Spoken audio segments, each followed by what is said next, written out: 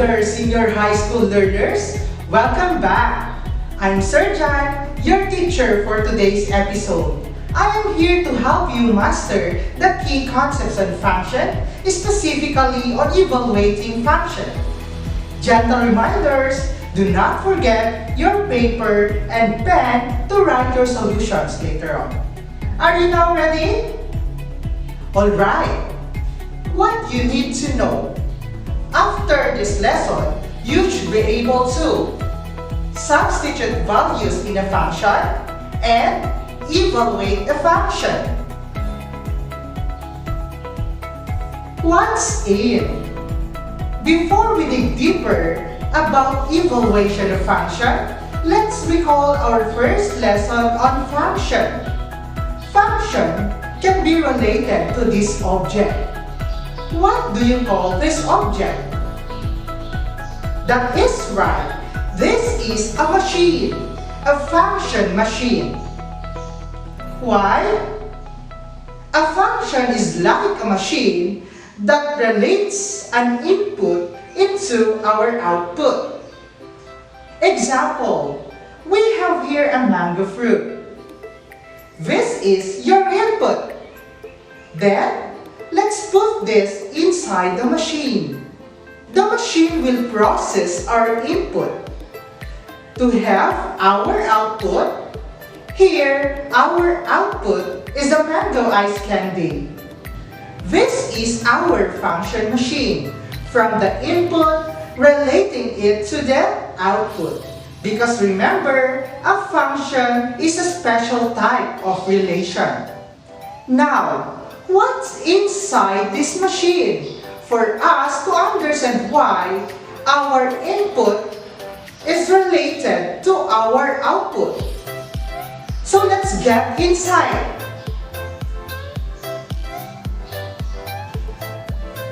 Oh, this is what inside the machine. Looking around it, you can see rules. That's why when an input gets inside the machine, it follows a certain rule and it gets out as an output. I repeat, input gets in, follows a rule, and gets out as an output. Remember that? Remember our function machine to recall the meaning of functions. To better understand how function machine works, let's have this activity and try to predict the output based on the given rule and input. What's the output if the input is 3? 9. How about 2? It's 7. How about 0? It's 3. How about -1? It's 1. How about 3? 2. How about 7? Is still 2. How about -4? Is still 2. -2? It's 4. How about 5? It's 25. How about -3? It's 9. How many did you get? Congratulations for getting many correct answers. If you didn't, do not worry because I'm sure after this session, you will get more. Looking back on the activity, what can you observe on the given rules? Alright, we have different rules and these rules are our functions. So how do we write and read a function? You can write it using this function notation. And you can read it as f of x is equal to the given. Again, that is f of x is equal to the given. Very good. So another way of writing that is we can also use g of x, h of x, and any other letters in the alphabet. So let's have an example. You read it as f of x is equal to 3x plus 5. One more time. That is f of x is equal to 3x plus 5. Good job. Now you can rewrite that in this form. That is y is equal to 3x plus 5. Notice f of x and y. I mentioned that you can rewrite this, right? Meaning, f of x, you can rewrite it as y because f of x notation is another way of writing the y value. Which means these two are considered equivalent notation. Now let's go back with our given. F of x is equal to 3x plus 5. Here, x stands for the input. And this would be our output, the 3x plus 5. What's new? How to evaluate functions. Let's have this. The given is evaluate f of x is equal to 2x plus 6 if x is equal to 3. I repeat, you are going to evaluate f of x is equal to 2x plus 6 if x is equal to 3. Another way of presenting the question, if you're asked to evaluate a certain function, is like this. Find if f of x is equal to 2x plus 6. So, if you encounter the question or this statement, it means the same thing. Why? Because f of 3 means the x value is equal to 3, which is similar to this. So I repeat, this is another way of presenting this. Alright, so how do we evaluate this function? Let's see the steps. First, copy the given. Meaning, you need to copy f of x is equal to 2x plus 6. Second step, replace x with 3. So, we will now be having f of 3 is equal to 2 times 3 plus 6. Third step, perform the operations. So, we will perform 2 times 3 plus 6. So 2 times 3 would be equal to 6, then copy plus 6.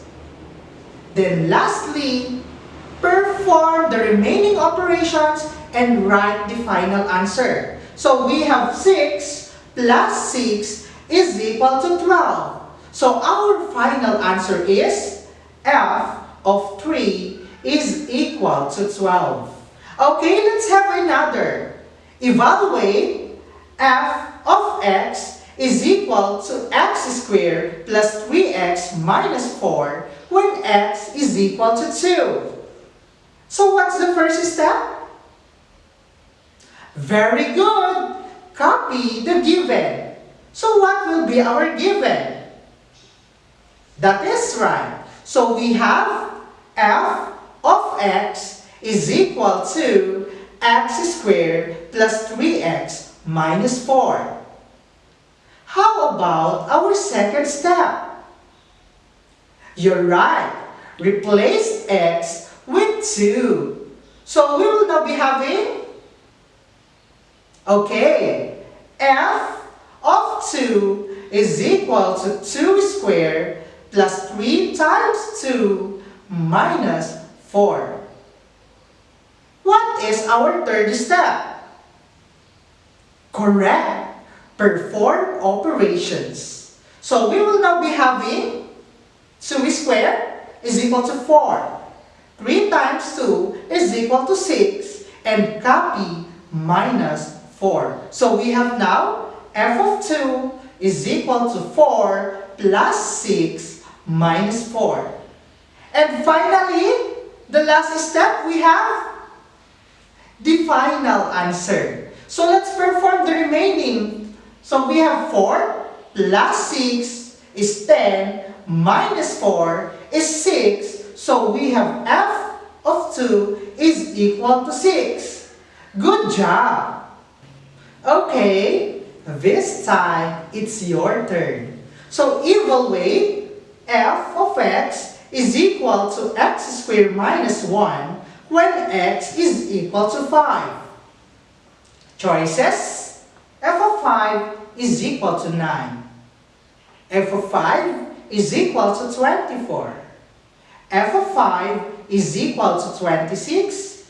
And f of 5 is equal to 10.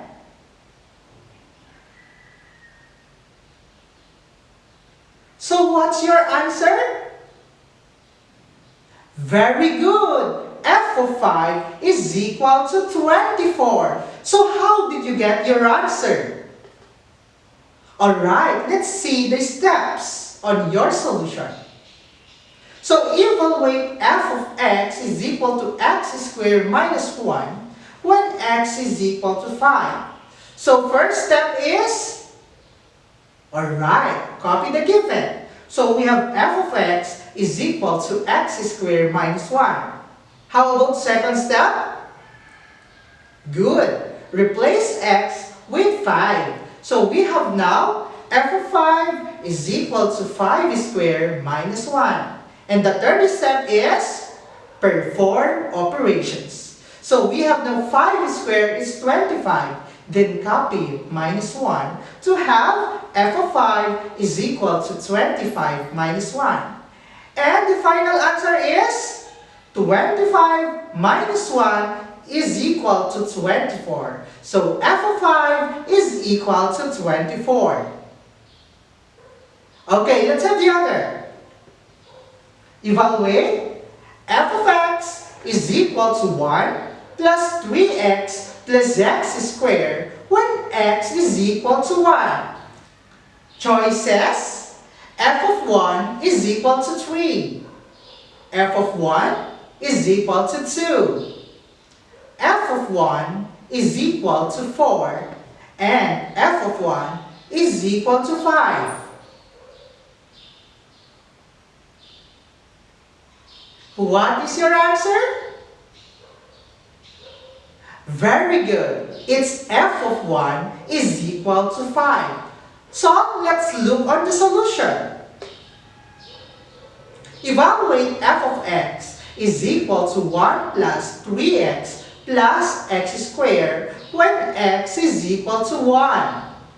So our first step is copy the given. So we have f of x is equal to 1 plus 3x plus x squared. Second step, replace x with 1. So we have f of 1 is equal to 1 plus 3 times 1 plus 1 squared. And the third step, perform operations. So we have now f of 1 is equal to 1 plus 3 plus 1. And our final answer is f of 1 is equal to 5. Okay, now this time, you evaluate f of x is equal to x squared minus 5 if x is equal to negative 3. Now, we have two solutions. We have solution A and solution B. I want you to identify the correct solution.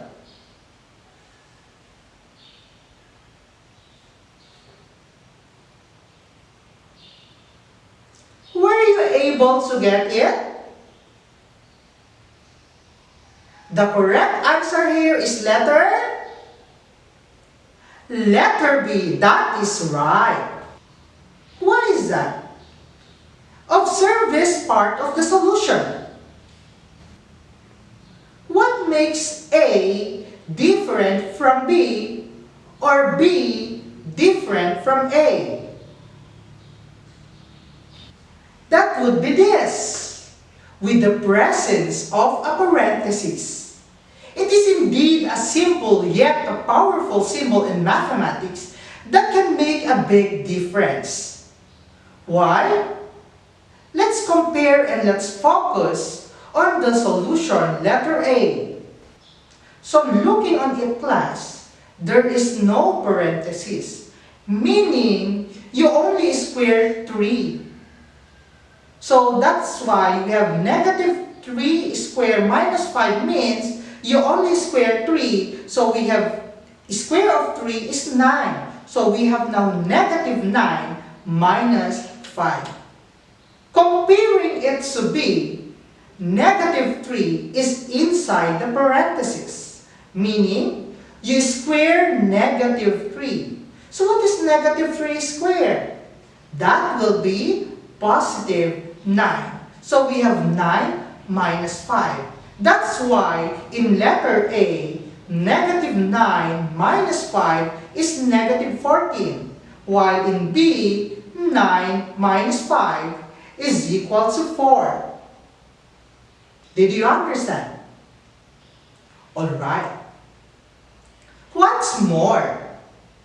Find f of x plus 1 if f of x is equal to 3x plus 4. Okay, so what is our first step? Copy the given. So we have now f of x is equal to 3x plus 4. How about our second step? Alright, you replace x with x plus 1. So what will be our answer? Okay, so we will be having f of x plus 1 is equal to 3 times the quantity x plus 1 plus 4. Very good. And the third step, perform operations. So we have now, since 3 is multiplied to x plus 1, then we use the distributive property of multiplication. Meaning, you distribute 3 in multiplying to x and 1. So we have 3 times x is 3x and 3 times positive 1 is positive 3. So we have now 3x plus 3 and copy plus 4. And lastly, perform the remaining operations and write the answer. So we have now here 3x plus 3 plus 4, which is equivalent to 3x plus 7. Congratulations! Job well done! Okay, this time it's your turn. Evaluate f of x is equal to x minus 5 if x is equal to a minus 1.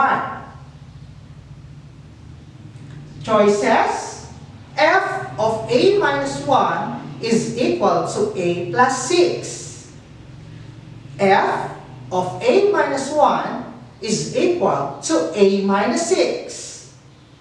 F of a minus 1 is equal to a minus 4.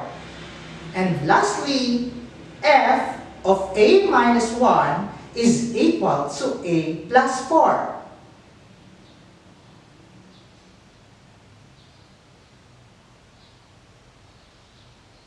What is your answer? Alright, the answer is f of a minus 1 is equal to a minus 6. Very good. So let's show the solution. So first step, copy the given. So we have f of x is equal to x minus 5. Second step, we replace x with a minus 1. So we have, alright, f of a minus 1 is equal to a minus 1 minus 5. And the next one, perform operations. So we have a minus 1 minus 5 is equivalent to our final answer, a minus 6. So f of a minus 1 is equal to a minus 6. Very good. Okay, class. Have you understood the lesson? Alright. If yes, what is again our steps? What is the first step? Very good. Copy the given. How about second step? You're right. Replace x with the given value of x. How about third step? Okay. Perform operations. And the last step? Write the final answer. So before we proceed to the activity or to check if you really understand the lesson, let's have a short break.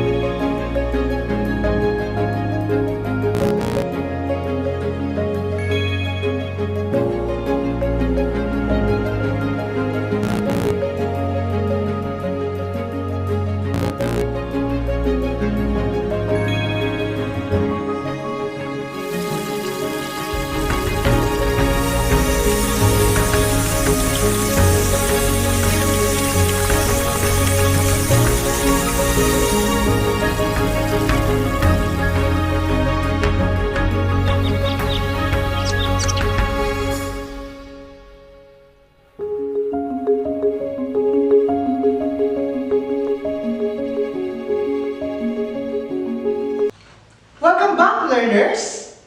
This time, let's assess your understanding on the lesson. I prepared a 5 items activity to check whether you really understood the lesson. Good luck! What's the output when you input 3? 6, negative 6, 0, or 3? Very good, it's 0. How about 5? 9, 20, 1, or negative 1? Correct, it's 20. How about 1?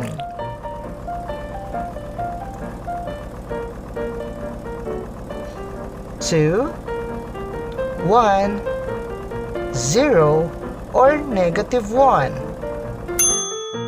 Correct! It's 1.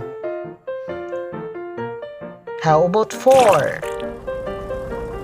16, 15, 7, or 8? You're right, it's 15. How about 1, 2, 1, x, or 2x? Very good, it's 2. Alright! It seems that you enjoyed the assessment. Did you get 5? Congratulations! Job well done! If you get 4, it's just okay. But if you get 3 and below, just go back with our session and focus again. And I hope and I'm sure that you will get also 5 like the other. Have you enjoyed our class? Alright, so before we end this session, I would like you to remember the following. What you need to remember? First, the classic way of writing a function is f of s is equal to the given. Second, to evaluate a function is to replace or substitute its variable with a given number of expressions. Third, it is recommended putting the substitute value inside the parentheses so we don't make mistakes. Fourth, what are the steps in evaluating functions? First, copy the given. Second, replace x with a given value of x. And third, perform operations. And lastly, fourth, write the final answer. Remember class that you need to be patient in following the step-by-step process so that you can get the final answer correctly. That's okay? Remember, patience is a virtue. Like a base of dentist, you need to follow the step-by-step process so that you will be able to fight the COVID-19 virus. Are you okay with that? Very good. Now, what do you think is the importance of this study evaluation function? Evaluation function is very important in real life, especially in business, in school, in banking, in the home. We use evaluation function because through evaluation function, we will solve things when we are changing the value of x. Example, when you're buying clothes, using evaluation function, you can determine the price of the clothes when you only buy one. However, when you buy many, that is another variable, and of course, using the role of factors in evaluation function, we can complete those. And we can also have many more applications in real life. So I'm sure that this lesson will help and guide you in your day-to-day activities. Okay, class, this is the end of our session. Thank you for listening. Again, I'm Ferdan, saying, walang mahirap sa batang may pangarap. Bye-bye!